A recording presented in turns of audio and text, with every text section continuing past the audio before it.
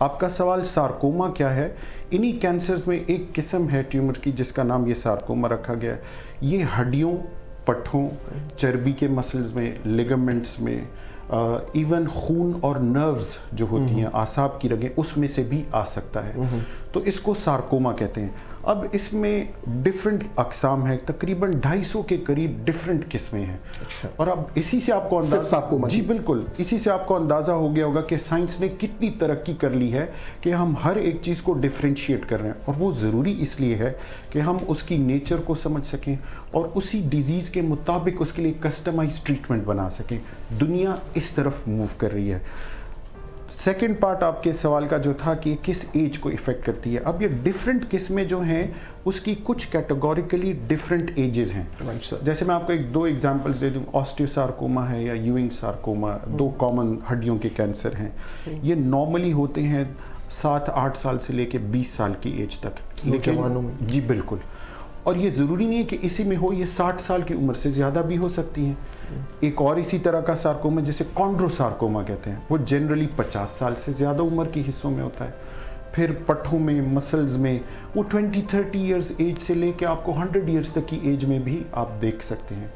ایک اور چیز جو ہم اب دیکھ رہے ہیں وہ یہ ہے کہ پہلے وہ بہت سارے ایسے کینسر جیسے بریسٹ کینسر ہوتا تھا، آنتوں کا کینسر ہوتا تھا، پروسٹیٹ کا کینسر ہوتا تھا، مثانے کا، پہلے قابل علاج اس طرح نہیں ہوتا تھا. اب آلدو اگر وہ ایڈوانس سٹیج میں بھی ہوتا ہے تو ہمارے اب آنکولوجی جو وہ ڈاکٹرز جو ان کینسرز کا علاج دوائیوں کے ساتھ کرتے ہیں، وہ ان مریضوں کو دوائیاں دیتے ہیں یا کیمو تھراپی جسے کہتے ہیں یا ریڈیو تھراپی.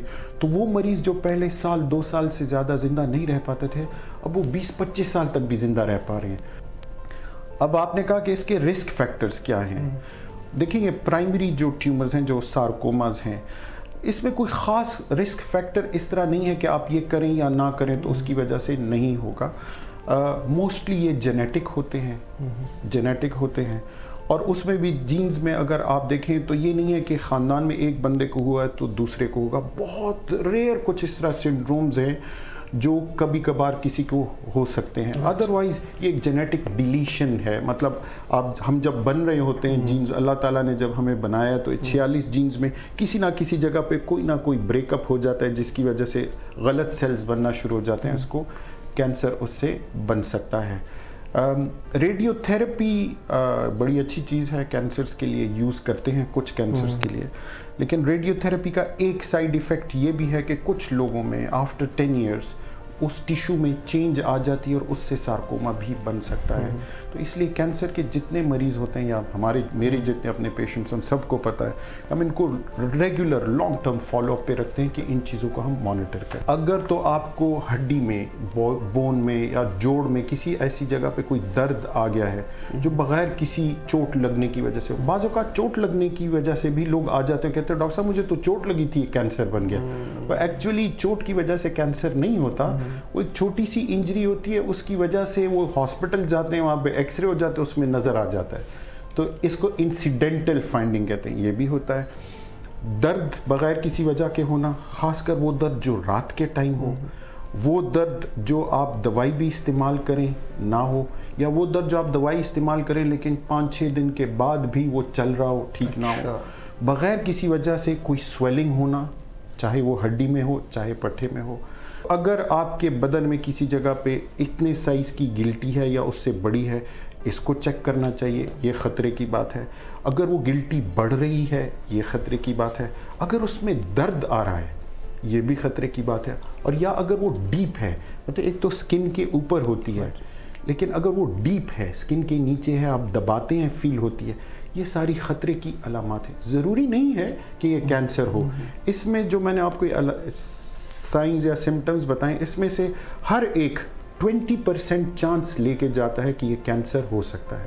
تو اگر کسی کو یہ ہو تو ایسے میں بہتر یہ ہے کہ وہ ایک اسپیشلسٹ ڈاکٹر کے پاس جائیں، آئیڈیلی کینسر یونٹ کے پاس جائیں جہاں پہ وہ ان کو اسیس کریں، کلینکل ایگزامینیشن کریں، چاہے شاید ان کی کوئی انویسٹیگیشنز کریں. ڈیفینیٹیو ٹیسٹ کے لیے ہم بایوپسی کرتے ہیں. بایوپسی وہ اس سے ایک سیمپل لینا ہوتا ہے، اس کو مائکروسکوپ کے نیچے دیکھتے ہیں کہ کینسر ہے کہ نہیں. پاکستان ایک بہت بڑا ملک ہے، ہماری 230 ملین پاپولیشن ہے.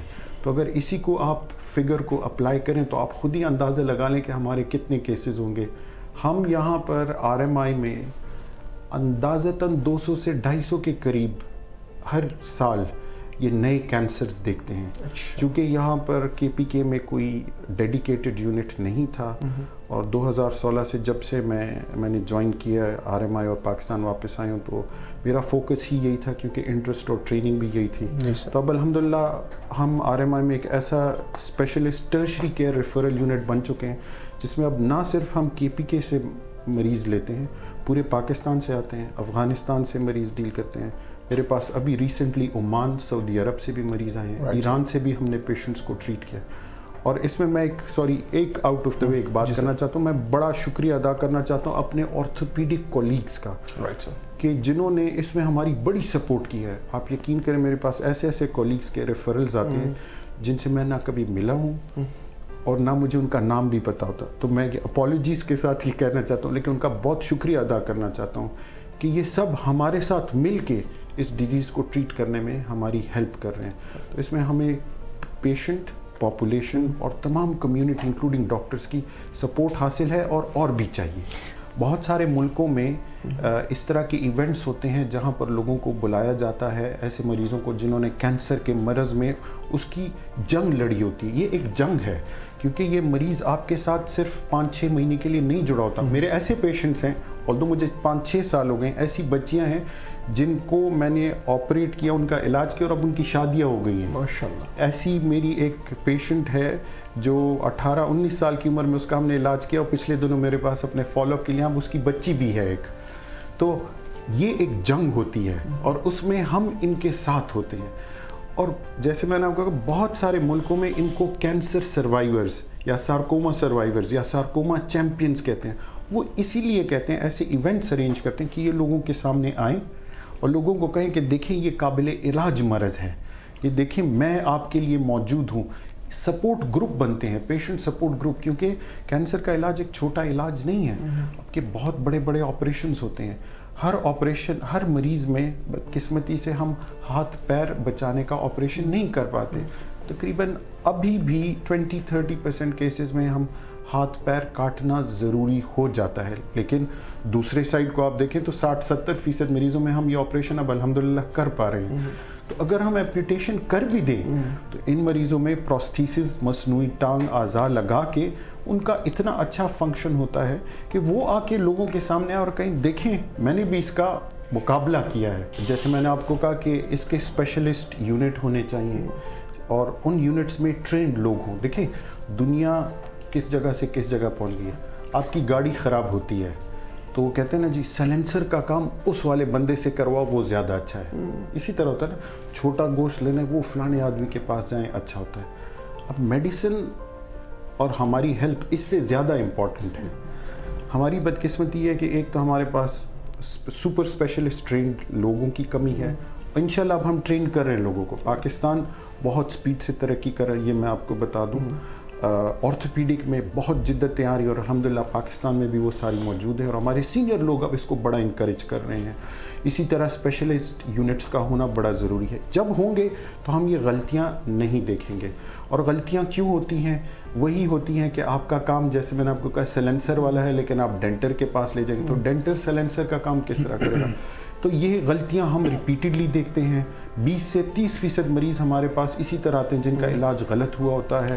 اور امجد صاحب کے سوال کا وہ دوسرا جواب کہ بدقسمتی سے ایک تو ان کا علاج غلط ہوا ہوتا ہے, پھر ان کو ٹائم پہ ریفر نہیں کیا جاتا, اور اس کا سب سے بڑا امپیکٹ یہ ہوتا ہے کہ وہ ہاتھ یا پیر جو ہم کٹنے سے پہلے بچا سکتے تھے پھر انفارچونیٹلی ہم وہ نہیں کر پاتے اور وہ ہاتھ پیر کٹ بھی جاتا ہے اور اس کا ایفیکٹ سروائیول پہ یعنی زندگی کے بچنے پہ بھی آتا ہے. تو اس لیے ضروری ہے کہ اسپیشلسٹ یونٹس جائیں اور اسپیشلائزڈ ٹرینڈ لوگوں کے پاس جائیں. فزیو تھراپسٹ کے بغیر ایک آرتھوپیڈک سرجن وہ ریزلٹس پروڈیوس نہیں کر سکتا جو ایک انٹرنیشنل سٹینڈرڈ کے یا ایکسپیکٹیشن پہ پروڈیوس ہونے چاہیے.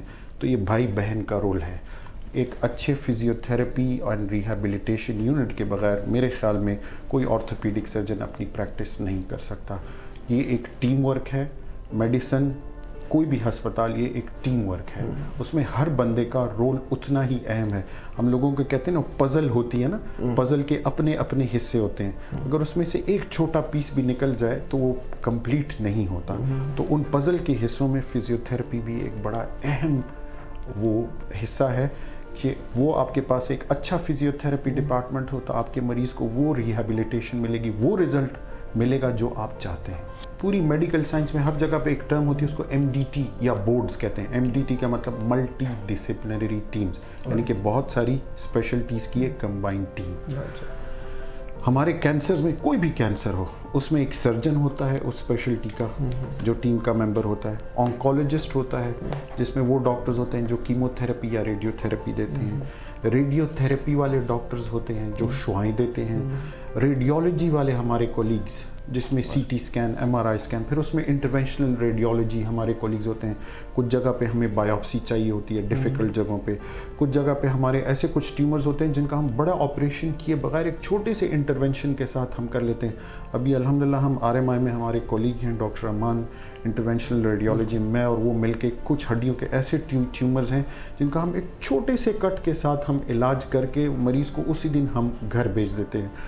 तो टीम वर्क बहुत ज़्यादा ज़रूरी। फिर हमें इसमें वैस्कुलर सर्जन, में कार्डियक सर्जन हमारे कोलीग्स हैं, उनके साथ हम काम करते हैं क्योंकि डिफरेंट चीज़ें होती हैं। तो इसमें आपको एक मल्टीपल टीम एफर्ट चाहिए। तो जनरल सर्जन्स रूटीन में हमारे साथ हमें ज़रूरत पड़ती है, वो करते हैं।